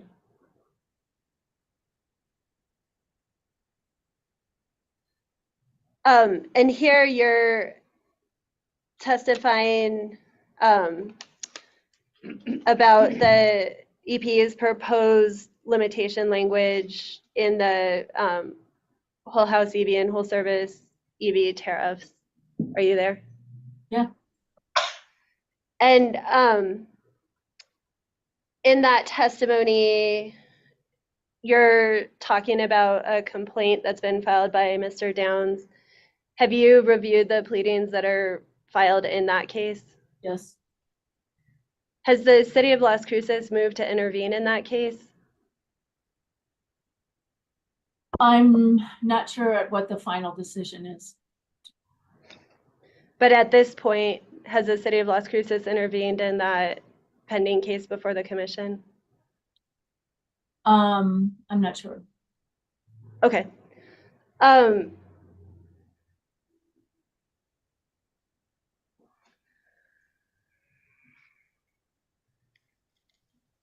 And the city of Las Cruces does not take service under the whole service EV rate. Is that correct? Correct. Okay, so the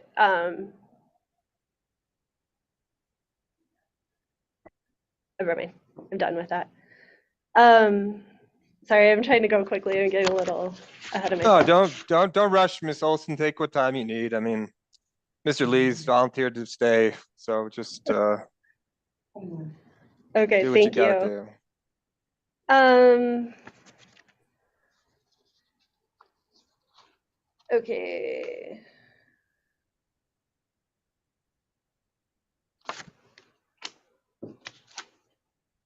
So on page 53 at the top of the page, starting on line 2,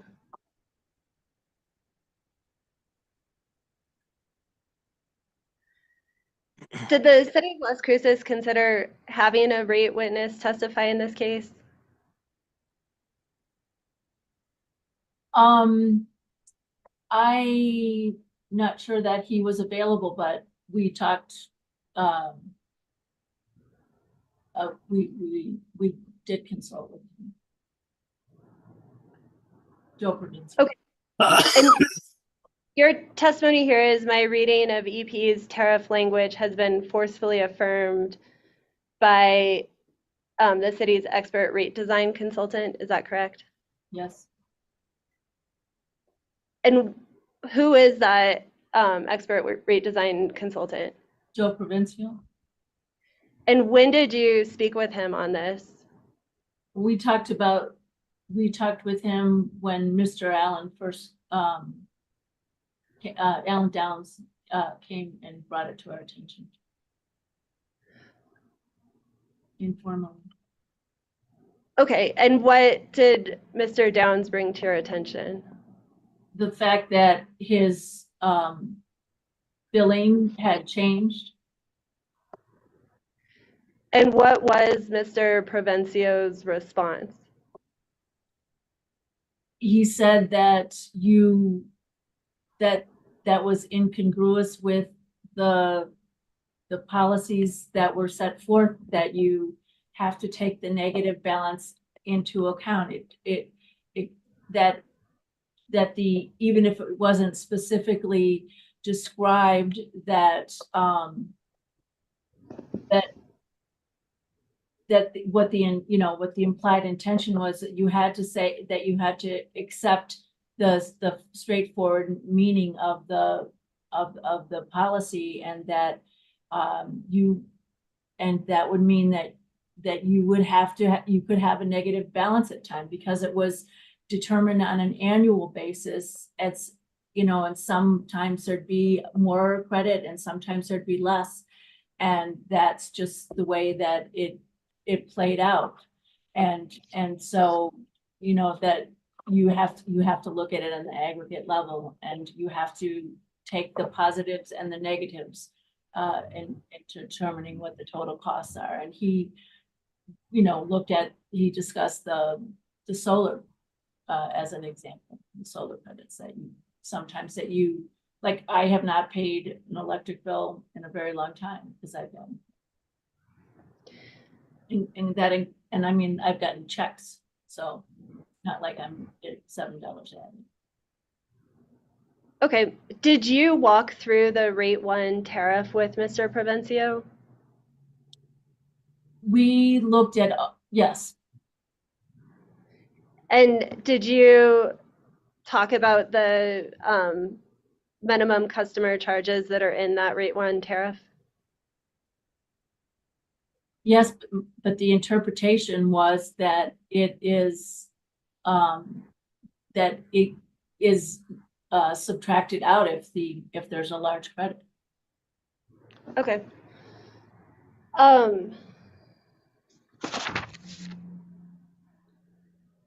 Just checking one more thing real quick.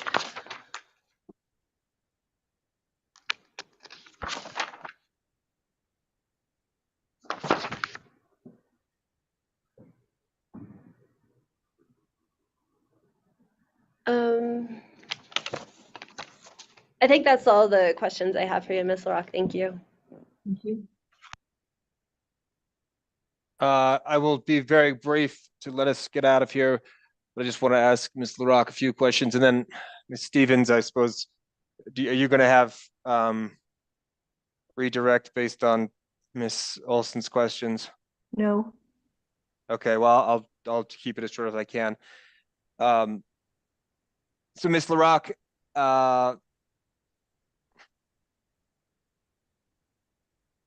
one thing I just don't understand is the opposition to the bicycle program. Now, if it's a legal contention and the argument is, well, the language doesn't get there, I don't want to have that discussion, because I'll have that in briefing at some point or in another forum or another format. Anyways, but what is the policy justification for opposing the bicycle program? Well, I I think it has to do with the overall idea that market forces need to be in play here. That there are other entities, businesses that need to step in and have a responsibility. There are many companies that do e-bike rental, short-term rental shares, bike shares. And for me, that bringing in a company that does that would reach many more people that than us subsidizing a few people that might get a rebate and then exploit it and sell their vehicle, sell their bike afterwards. We have, like, even the car share program that we have that's directed for low income, that has special rates. We're positioning it close to the transit center. I can imagine having a low income EV hub with, you know, different types of vehicles that could be vehicles or e-bikes that could be, you know, distributed there. Okay, so I think I understand your answer, which is to say you don't oppose the use of attempting to create incentives to get more people on electric bicycles. It's just the delivery mechanism that's proposed here you feel is not the most, will not be the most successful. Correct. Is that okay? And that was my position with the helping with EV chargers for low income in the first TEP. I just don't think that there are people that are able to buy vehicles, any vehicles, as Angie said.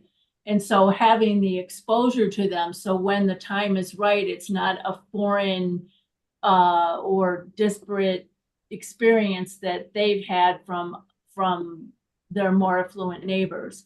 And Okay. So well, just it's fine. I understand all you're saying. I'm just going to try to keep us moving along as fast as we can. I just two more questions for you. The opposition to the budget outreach budget. This is another one I don't understand. And again, if there are legal objections, that's one thing. But it seems to me Ms. Rodriguez's testimony is, look, we're early stages. Outreach is everything.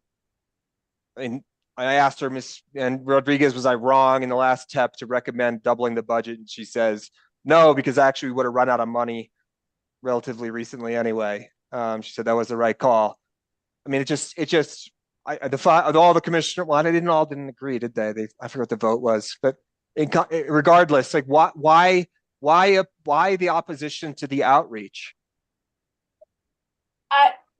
I don't think that it's opposition to the outreach per se. I think that what it needs to, I just think it needs more learning that's adapted from it. I mean, we get a lot of outreach in terms of our fleet transition, but we're still tripping on it because it takes a long time, and we're you know, it costs a lot of money. So I wish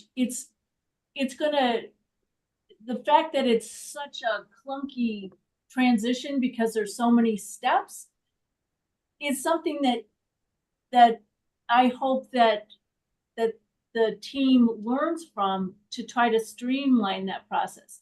It isn't that I don't mind the outreach.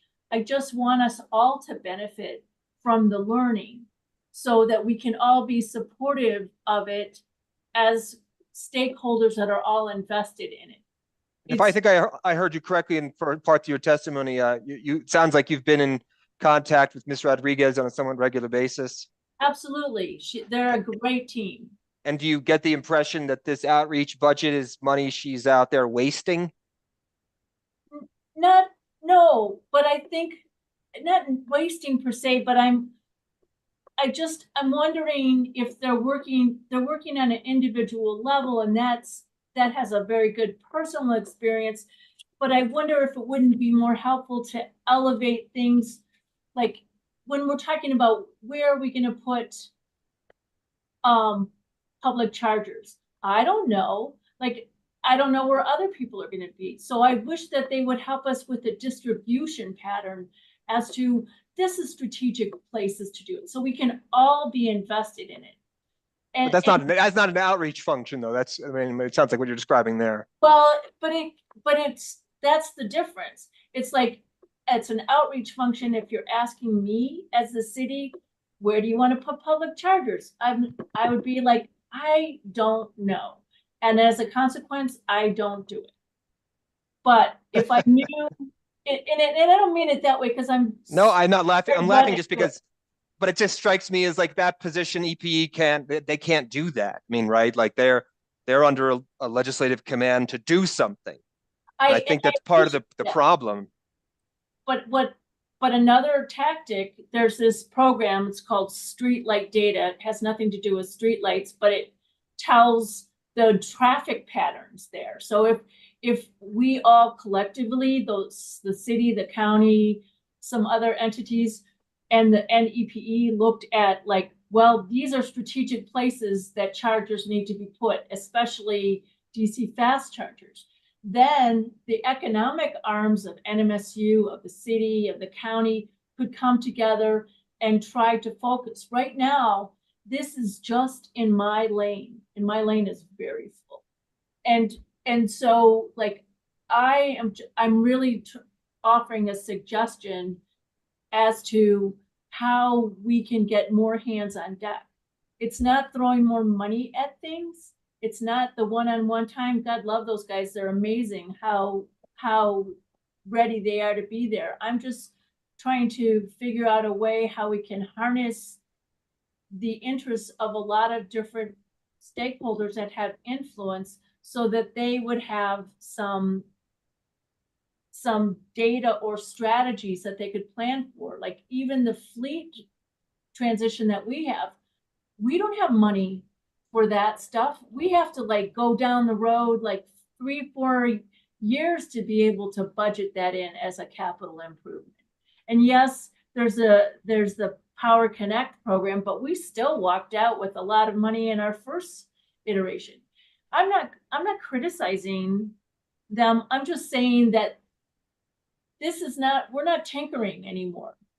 You might have some pilot projects, but we got to scale up. And that's what I'm advocating for. It's not that I'm not into the outreach. I just want it to be more synergistic. Okay, and then the last question I have for you is, and I'm pretty sure I asked Ms. Rodriguez, it might be in her testimony too, but what is the principal impediment to adoption of electric vehicles at this point? I mean, you said at various times that your chargers are greatly underutilized. So what is it that you're seeing is the major obstacle? I think it has to do with there's, like Angie said, several factors. Price point, initial price point is one. How much of one is it? Is that like 60% of the problem is number one? No, when you tell me that there's 45% of the population that's under 200% poverty, I'm going to say that's not even, that isn't number one. Poverty is number one. And that's why having alternative ways of accessing it, like the car share program or a leasing program. The state right now has a program that their priority climate action plan that they're doing, that they're submitting to EPA, has this incentivized program where they're encouraging companies that lease vehicles, that do short-term rentals of vehicles, like Enterprise or whatever, to turn them over and sell them secondhand as, used cars to low-income residents, that they get an incentive for doing those sorts of things. So those creative, out of the box ways that we can, get get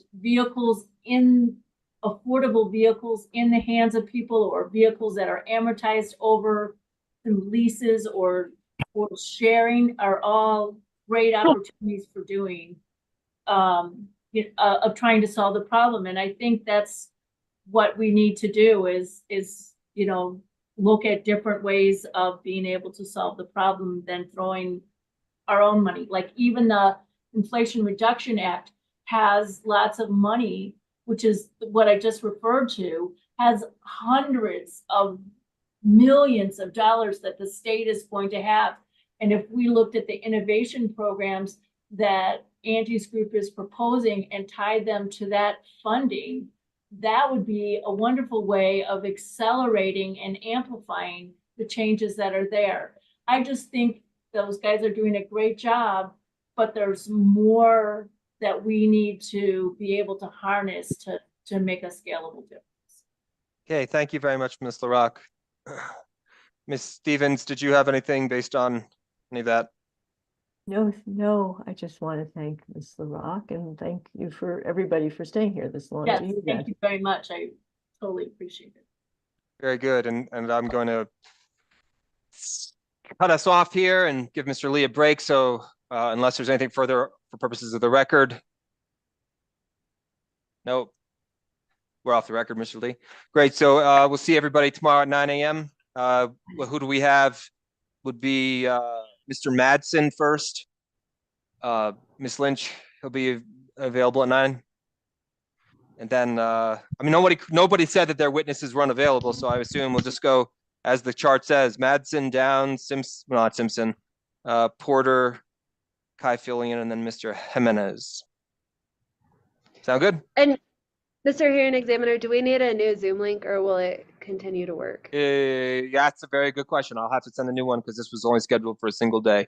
I will provide that to you before the night, end of this night. And Thank I you. will send you the revised testimony and exhibits, Please. because 1 and 2 and 3 are already in the Dropbox. There were several folks who have to resupply stuff. Just do that when you get a chance. I mean, it's for the end of the hearing, frankly, that's when we need it. But No. you Right. you all know what you're meant to do. So And then just to clarify, the data that Mr. Novella provided satisfied the first bench request and you Yep. canceled the second bench request, so there's Yep. no outstanding nope, request. we're all good.